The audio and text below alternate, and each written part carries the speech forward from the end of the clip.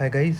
आज अपन ना डीबाउंस के बारे में पढ़ते हैं थोड़ा सा। बेसिकली क्या होता है कि लेट्स से इसका बेसिक सबसे यूज़फुल एग्जांपल डीबाउंस का अगर अपन देखें तो सर्च टेक्स्ट बॉक्स जो होता है वो होता है। तो उसमें बेसिकली क्या है, अपन ने जैसे ही कोई कैरेक्टर प्रेस किया तो एकदम से एक रिक्वेस्ट बैकएंड के पास गई, उससे रिलेटेड उसने अपन को सारे जितने भी आउटपुट्स हैं वो ला के दिए।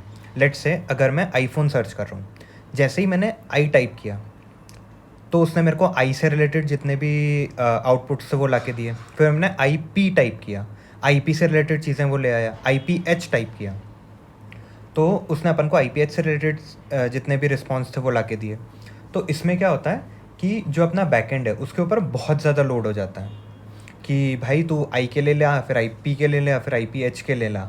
तो अपन इतनी सारी रिक्वेस्ट बैकएंड को मार रहे हैं, वो अपन को रिस्पॉन्स ला के दे रहा है। तो इस वजह से अपन क्या चाहते हैं कि बैकएंड तो अपना दोस्त है ना, अपन नहीं चाहते उसके ऊपर इतना फोकट का लोड जाए। तो अपन ये सोचते हैं कि अपन एक काम ऐसा ना करें कि लेट्स से कि अपन ने कोई आई टाइप किया और एकदम से अगर अपन ने पी टाइप कर दिया विदाउट एनी सब्सिक्वेंट ना, बहुत ज़्यादा डिले के बिना, तो इसका मतलब यूज़र को पता है वो क्या सर्च कर रहा है, तो उसे सजेशन देने की ज़रूरत नहीं है। तो अपन एक काम करते हैं कि जब उसने एक डिले ले लेते हैं लेट्स से 500 मिली सेकेंड का, तो जब तक अगर दो की स्ट्रोक्स के बीच में लेस देन 500 मिली सेकेंड्स का अगर गैप है तो अपन बैकएंड को भेजेंगे ही नहीं कि भाई मेरे को रिस्पॉन्स चाहिए। तो अपन क्या करेंगे, इससे पहले वाली जो रिक्वेस्ट है उसे कैंसिल कर देंगे। तो डीबाउंस का यही कॉन्सेप्ट है कि अगर यूज़र को पता है कि उसे क्या ढूंढना है, क्या सर्च करना है, तो अपन उसको पहले वाले रिक्वेस्ट के लिए रिस्पॉन्स ला के ना दें। फाइनली जब वो सेटिस्फाई हो जाए कि हाँ अब मुझे सर्च चाहिए, या जब उसने अगला कैरेक्टर टाइप करने के पहले 500 मिली सेकेंड या 300 मिली सेकेंड का वेट नहीं कराया है, तो अपन उसको रिस्पॉन्स ला के देंगे। ठीक है, तो यही अपना डीबाउंस हो गया। तो अगर अपन नॉर्मली देखें तो अपने पास एक सर्च बॉक्स है, उसके अंदर अपन ने आई टाइप किया, फिर पी टाइप किया, फिर एच टाइप किया।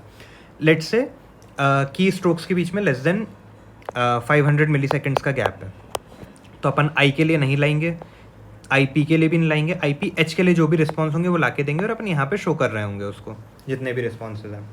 तो ठीक है, तो इंटरव्यूज़ में अपन से क्या बोलते हैं कि भाई डीबाउंस इम्प्लीमेंट करके बताओ। तो उसमें क्या होगा, ज़्यादा कुछ नहीं करना अपन को पता है कि अपन को प्रीवियस रिक्वेस्ट जो है वो कैंसिल करनी है। ठीक है, तो इसके लिए अपन क्या कर सकते हैं कि इतना करने की बजाय भाई एक काम करो ना, रिक्वेस्ट ही अपन बैकएंड को तब भेजें जब ये 500 मिली सेकेंड्स का टाइम निकल गया है। ठीक है, तो उसके लिए अपन क्या कर सकते हैं, सबसे बेसिक चीज़ अगर अपन देखें तो अपन क्या करेंगे, अपना एक डीबाउंस फंक्शन होगा। ठीक है, और ये क्या चीज़ें ले रहा होगा, ये दो चीज़ें ले रहा होगा, एक तो आपको जो फंक्शन कॉल करना है वो, और एक जो डिले आप उसको पास कर रहे हो वो।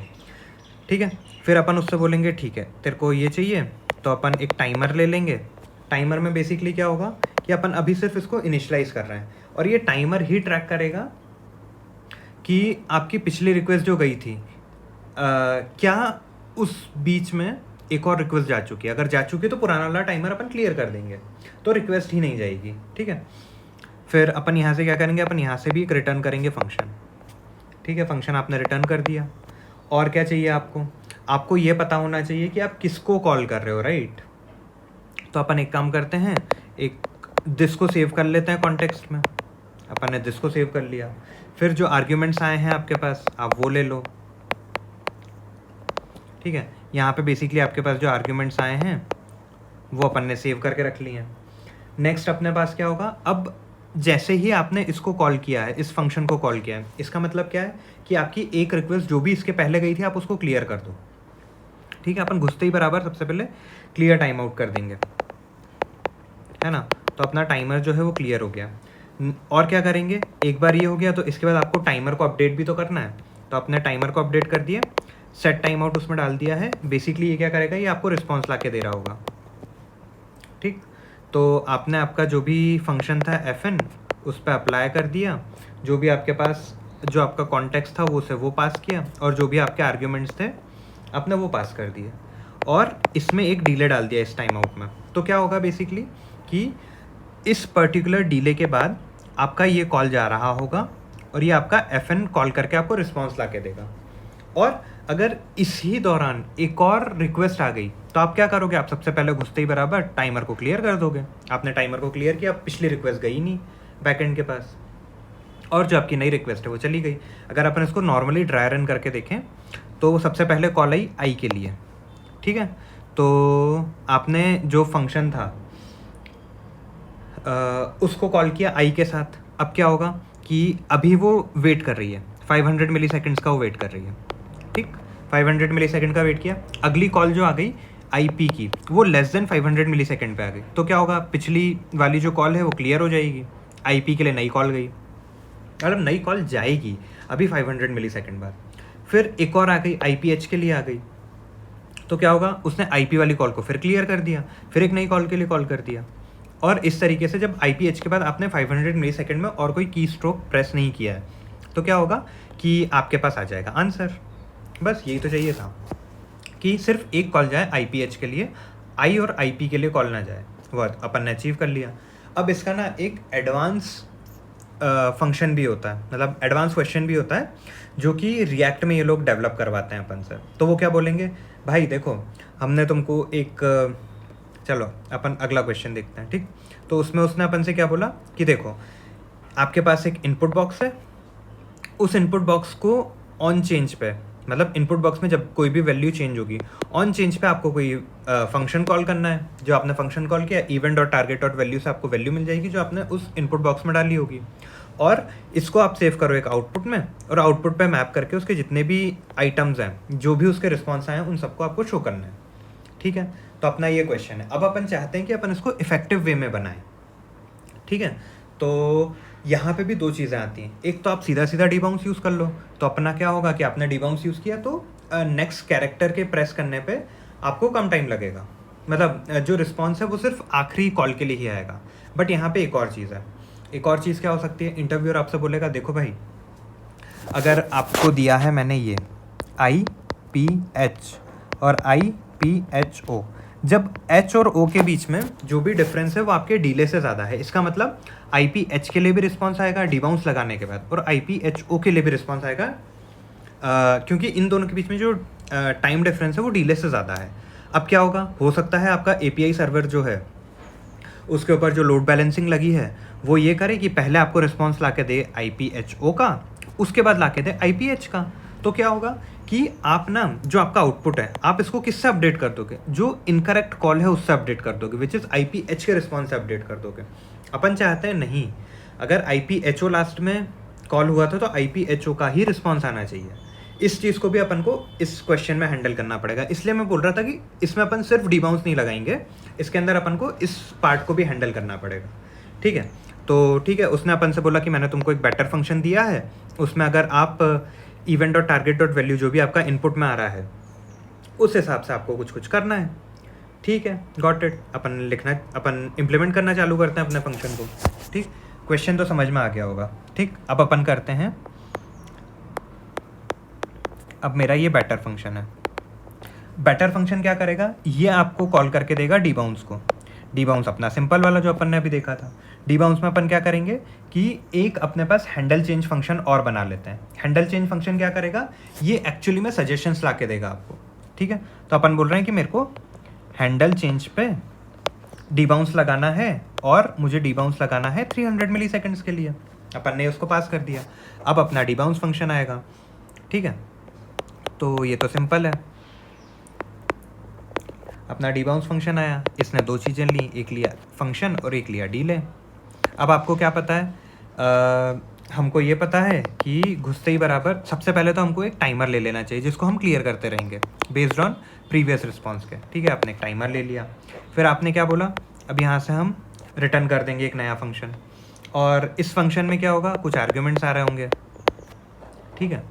अब जो आर्ग्यूमेंट्स आए हैं बेसिकली अपने आर्ग्यूमेंट्स होंगे क्या, आर्ग्यूमेंट्स अपने होंगे जो अपन ने इनपुट में वैल्यू डाली event dot target dot value, ठीक है।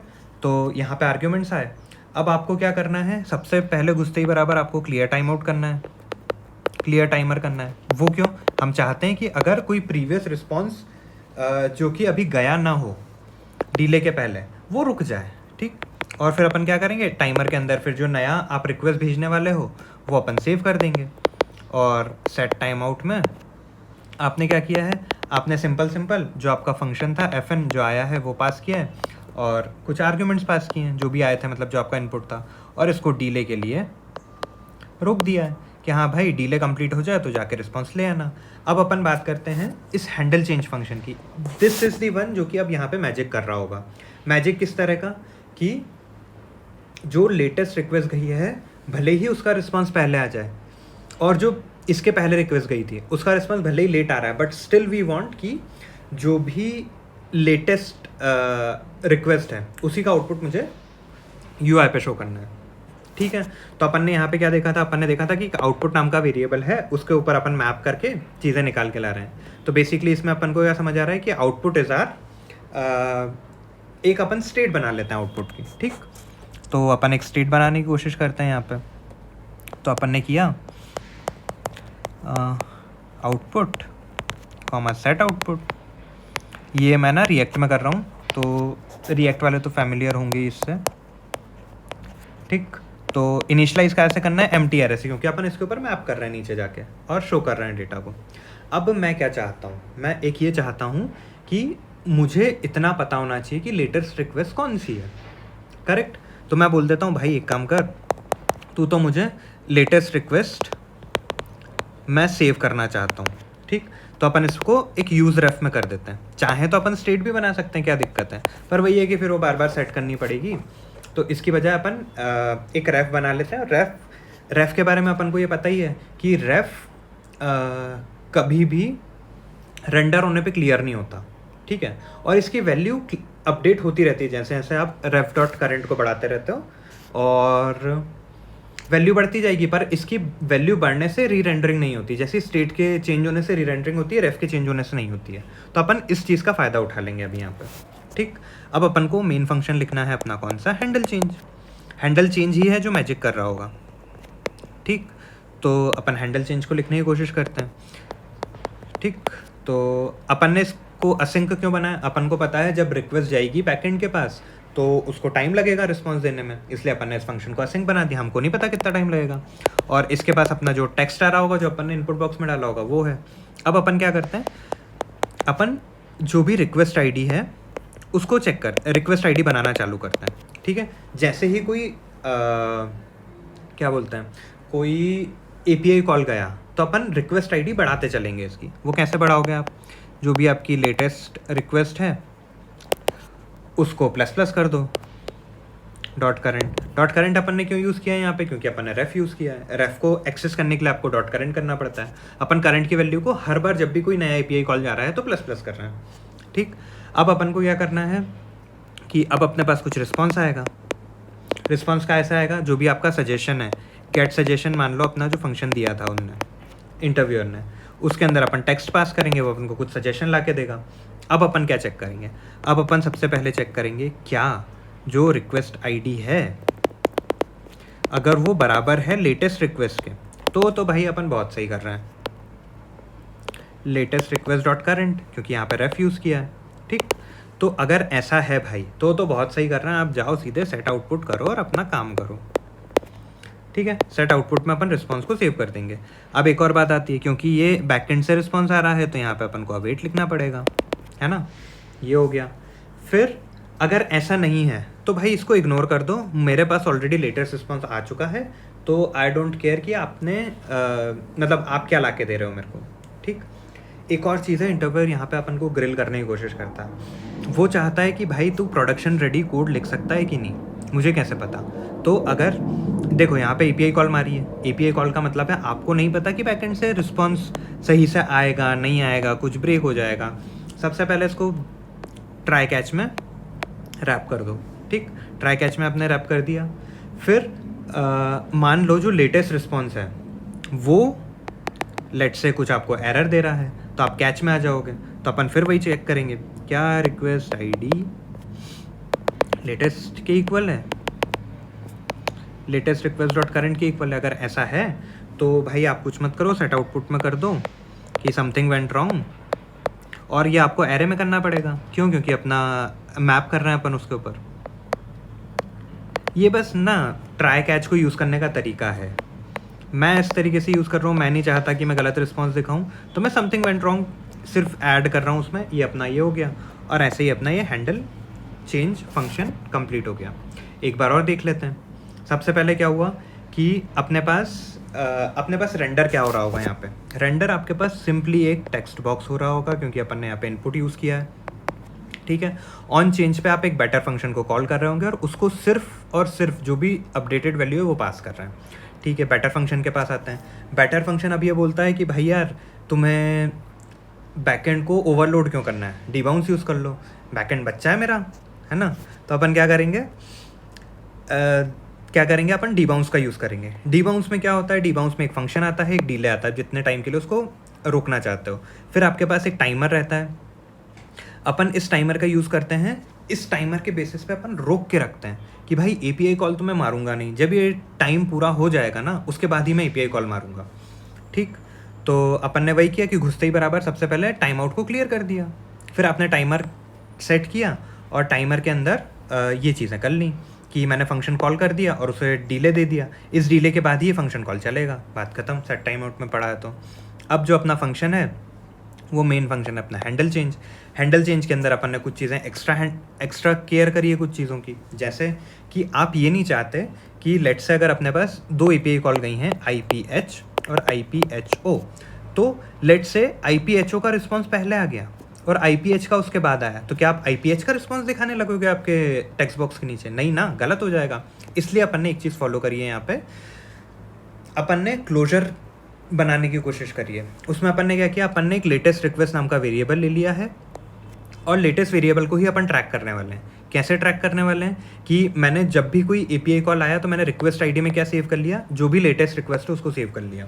तो अब मुझे पता है कि लेटेस्ट रिक्वेस्ट अपनी जब भी कोई सजेशन आएगा तो मैं सबसे पहले कंपेयर करूँगा क्या मेरी रिक्वेस्ट आईडी जो है ये लेटेस्ट रिक्वेस्ट है। अगर है तो सीधे जाके आउटपुट को अपडेट कर दो, अगर ऐसा नहीं है तो अपडेट मत करो। इसके पहले जो रिस्पांस आ चुका है वो लेटेस्ट का है।